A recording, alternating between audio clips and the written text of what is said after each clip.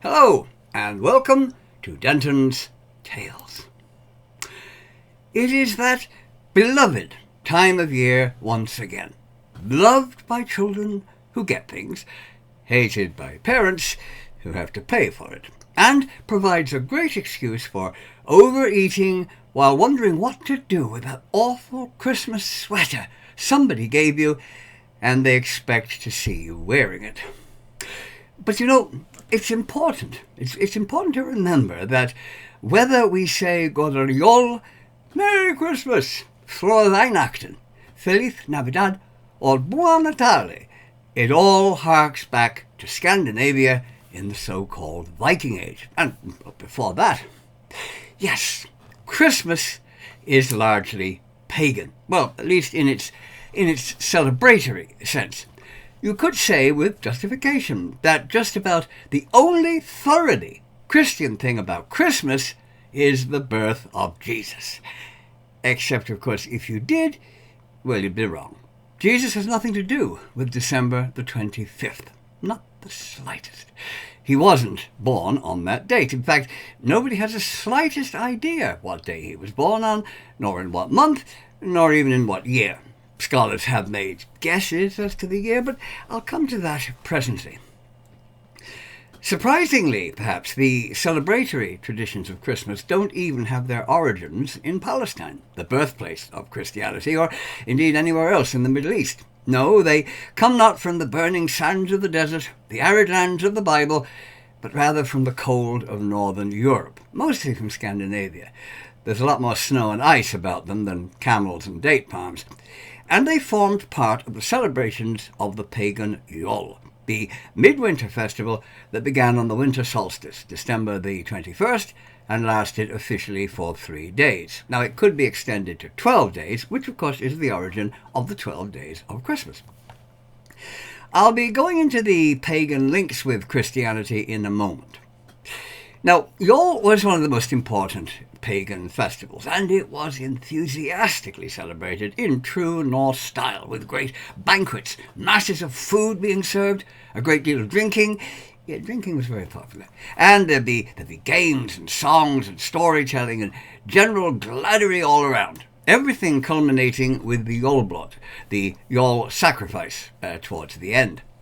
Now, the sacrifice, when you say the word sacrifice, it can bring up some rather negative thoughts, but it shouldn't be seen as something akin to, let's just say, well, the Aztecs or the Maya, rip people's hearts out and chuck them down the blood-drenched steps of a pyramid.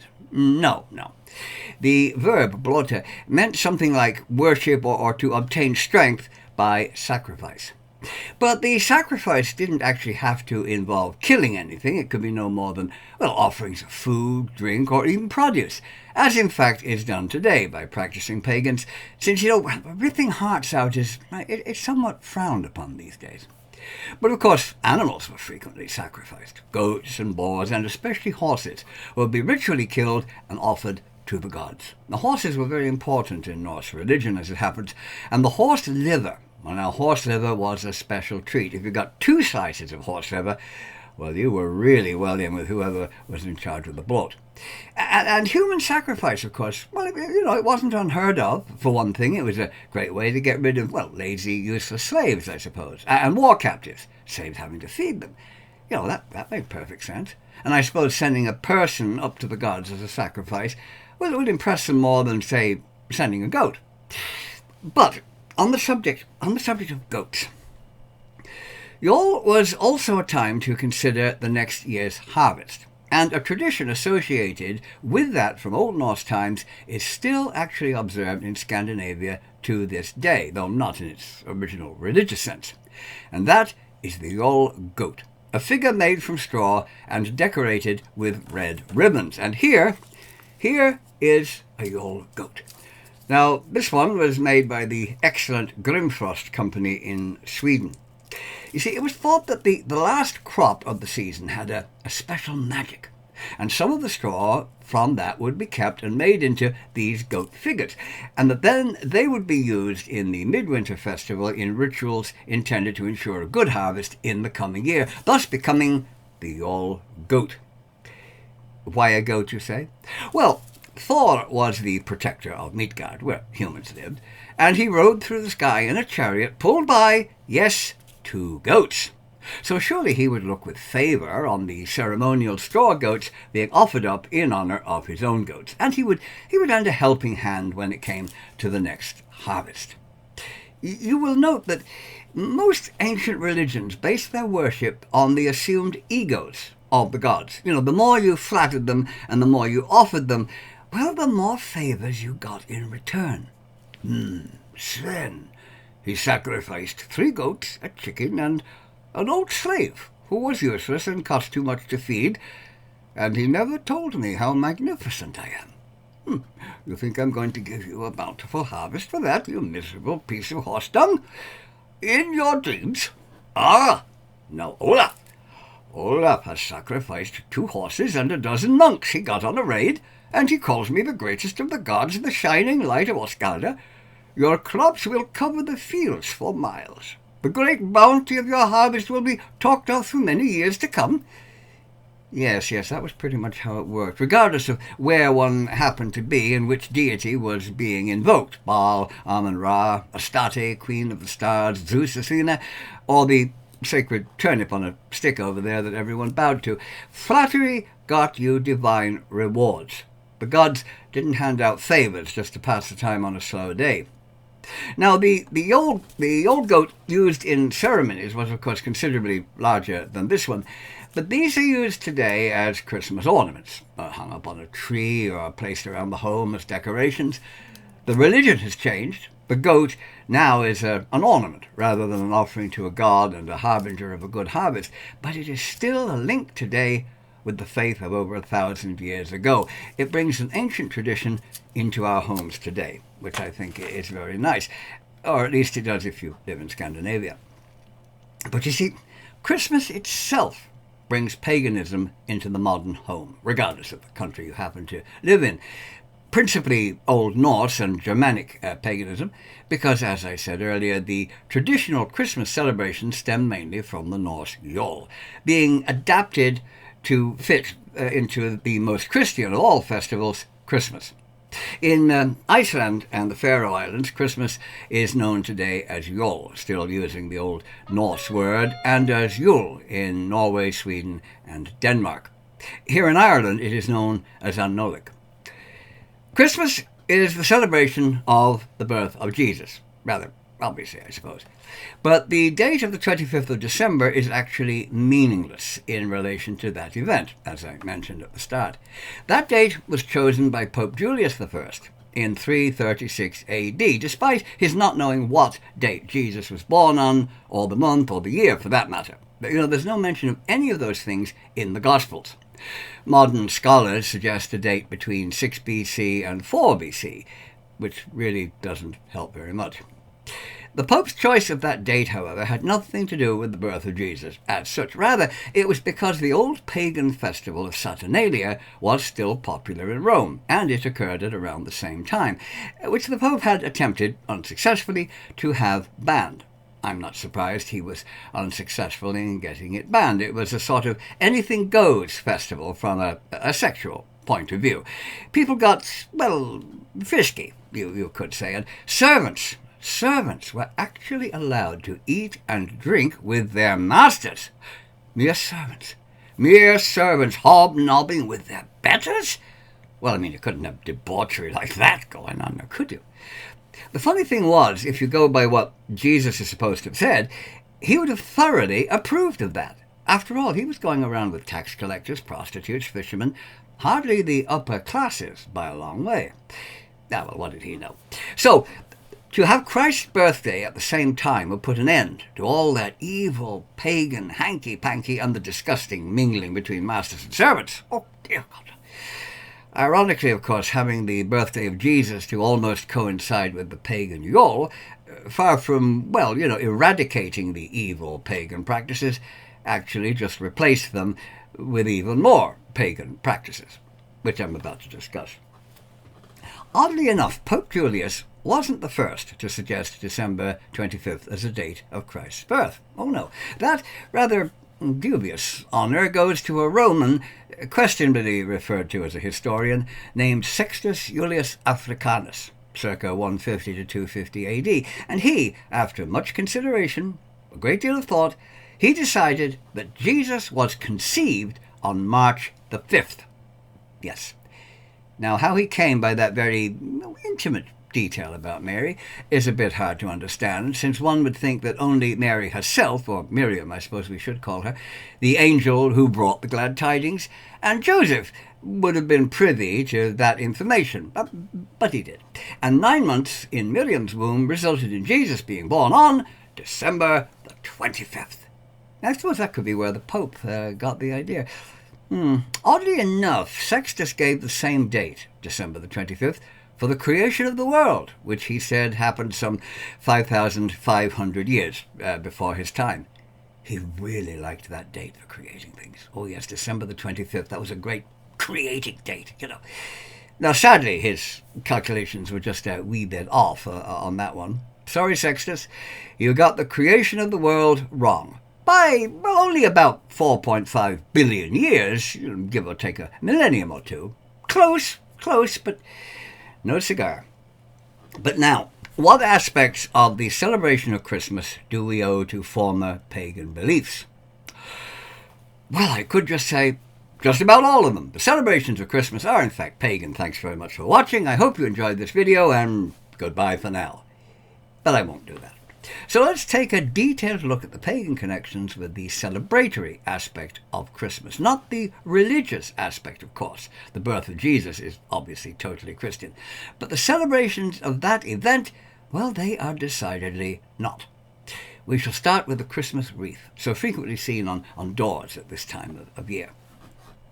Green things, particularly green things with nice little red or white berries on them, were widely used by the Celtic Druids in Britain and Ireland, as well as on mainland Europe, as well as other forms of greenery. Plants such as ivy, holly and mistletoe, as well as various evergreens like fir trees, well, of course, they remained green throughout the winter, which is probably why they're known as evergreens, I suppose. And for that reason, they were thought to possess a spirit magic that would counter the dark forces of the winter, and belief in spirits of nature was very strong, of course, in those times.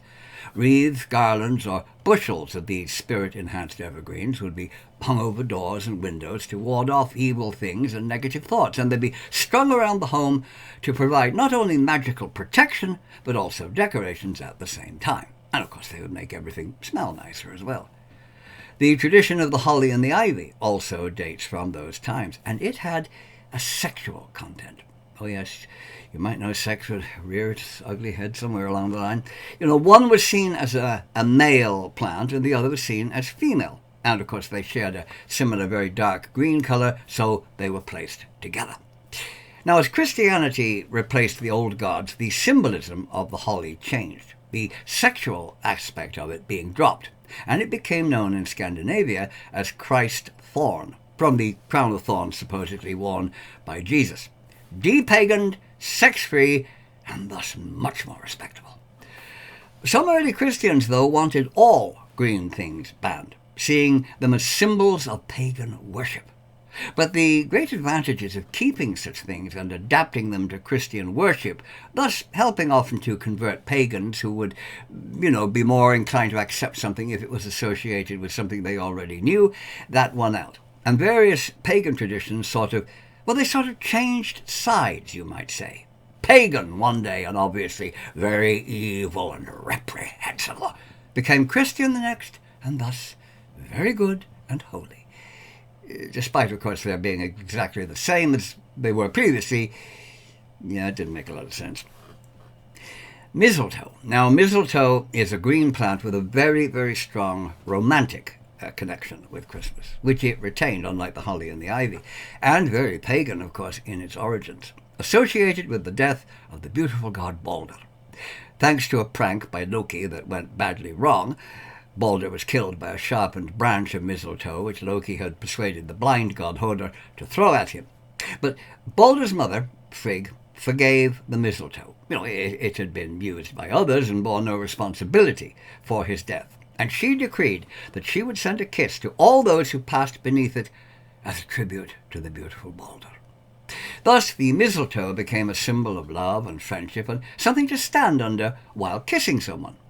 Now, though the mythology comes from Scandinavia, the plant's name is actually Anglo-Saxon in origin. In Old English, it was mistelton, from mistel, which meant dung, and tan, which was a twig or stick, the branch of a tree. Since mistletoe, you see, is a parasite, it's spread by bird droppings landing on suitable plants that it can grow on, hence the name.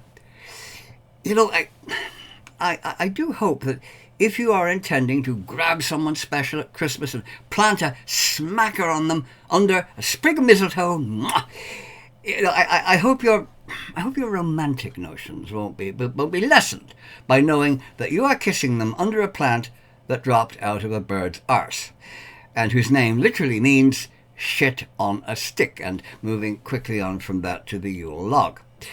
Now, the Yule log, today no more, of course, than a small length of wood that fits nicely into your fireplace, that began in Scandinavia, a North German tradition, as an entire tree, when a small evergreen would be cut down, its branches trimmed, and it would be brought into the house, and one end put into the hearth or firebox, which in those days was usually located in the centre of the main room of the house. And the tree would be pushed into the fire a bit at a time, as it burned down over the festive season.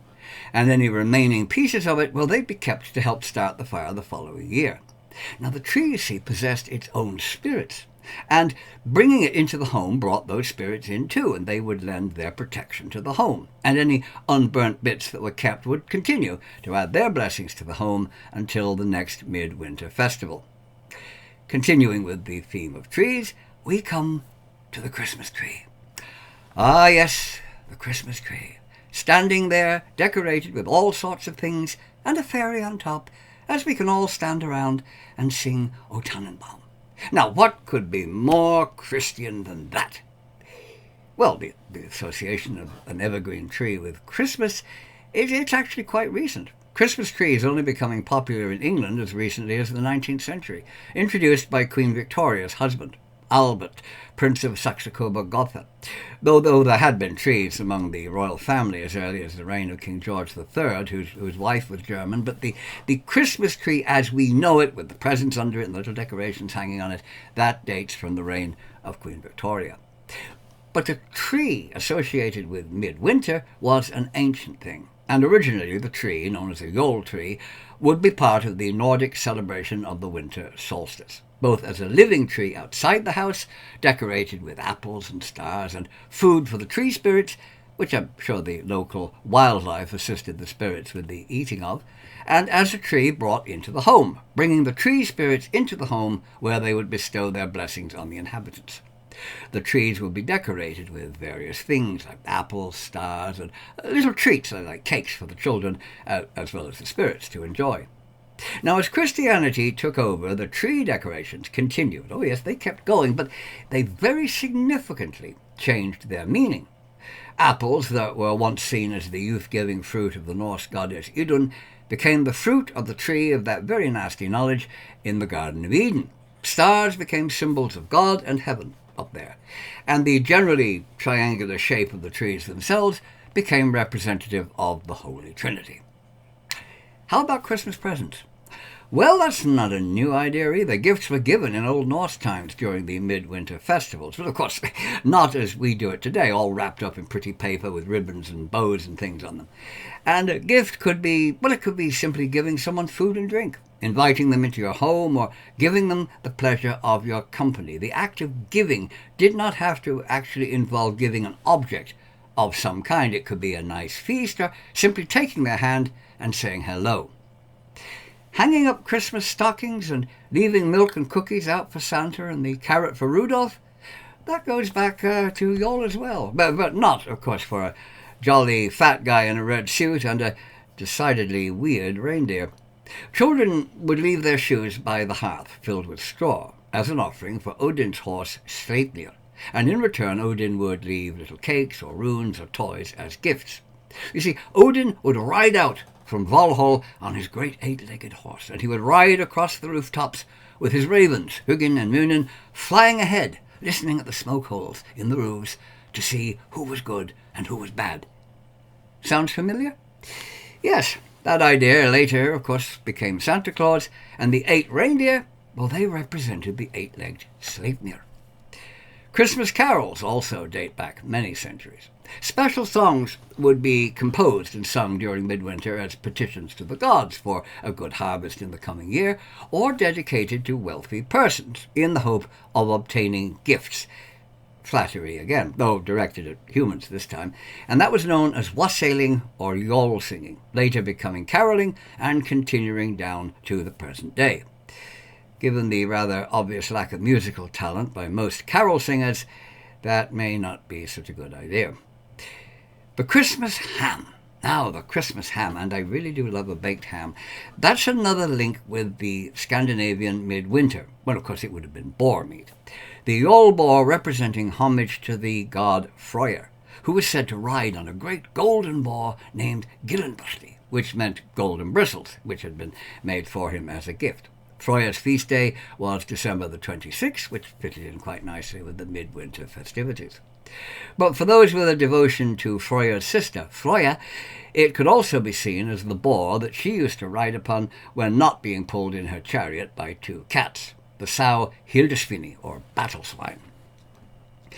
You may ask, and I'm sure you will, are there any Christmas traditions that are not derived from the Old Norse JOL? Well, yes indeed there are. There are, in fact, 3 things that have no connection with the old midwinter festival. Firstly, there is the Christmas pudding. Oh, the Christmas pudding, so beloved in Great Britain and around the world in the former British Empire territories. The plum pudding, as it was known, which was a bit odd since there weren't actually any plums in it. And that confusing name came from a rather strange Victorian habit of referring to raisins as plums. Why, I really haven't the faintest idea. And the earliest recipes for it only date from the 17th century. I wonder what they called plums. Large raisins? No matter. And the second non-pagan ingredient of Christmas? Well, unlike the Christmas tree, the Yule log, wreath, Santa Claus presents, carol singing, various decorations, presents left out for Santa and the reindeer, the Christmas ham, the 12 days of Christmas, and even the date of Christ's birthday. The Christmas turkey. The Christmas turkey can hold its head up in pride, at least, until somebody whacks its head off ready for the oven, and it can claim its place as totally non-pagan, having nothing whatsoever to do with the midwinter festival, being purely a symbol of Christian Christmas celebrations. Mainly, of course, because there weren't actually any turkeys in Scandinavia in Viking times. I'm sure pigs, goats, war captives, and especially horses would have been very pleased if somebody had discovered North America a bit sooner and brought back a boatload of turkeys. Well, of course, Leif Erikson did discover America 500 years before Columbus, never actually even saw it, but he didn't bring any turkeys back with him. And finally, the third non-pagan thing associated with Christmas. The Christmas cracker. Yes, that little cardboard tube that you pull both ends, it goes pop, and little things like paper hats, jokes, and other things fall out. The very worst jokes are, of course, always reserved for Christmas crackers. Oh, God, they're awful. Anyway, the Christmas cracker was invented in 1847 by one Tom Smith, who lived from 1825 to 1869, and he was a confectionery maker, selling bonbons, which were sugar-coated almonds. You could still buy those, of course, today. And he sold them in a little twist of paper. Now, sales had declined a bit, and then he came up with a novel idea, what he called cracker bonbons, putting his sweets into a tube that would make a popping sound when it was pulled open. He obtained the device that made that sound from a chemist named John Brown, and nothing to do with Harper's Ferry and bodies mouldering in the grave and that stuff, who worked for the famous Brock's firework manufacturer. The revolutionary idea of this popping thing you could pull and bonbons would fall out of it, well, it caught on and his sales went up. Smith's firm actually still exists in London today, believe it or not. Tom Smith and Company having merged with Cayley Crackers in 1953, and they continue to make a range of Christmas-related products, wrapping paper, cards, and, of course, crackers. There is a memorial to him, a water fountain in Finsbury Square in London, as it happens. So that brings us to the end of this little look at Christmas. which has only a minuscule connection with Christianity in the celebratory sense, and the midwinter festival of JOL, which has considerable connections with Christmas as we know it today, as I think I've demonstrated. I hope you enjoyed it. So I shall say farewell, Merry Christmas, and Godel JOL. Goodbye until next time. Goodbye for now.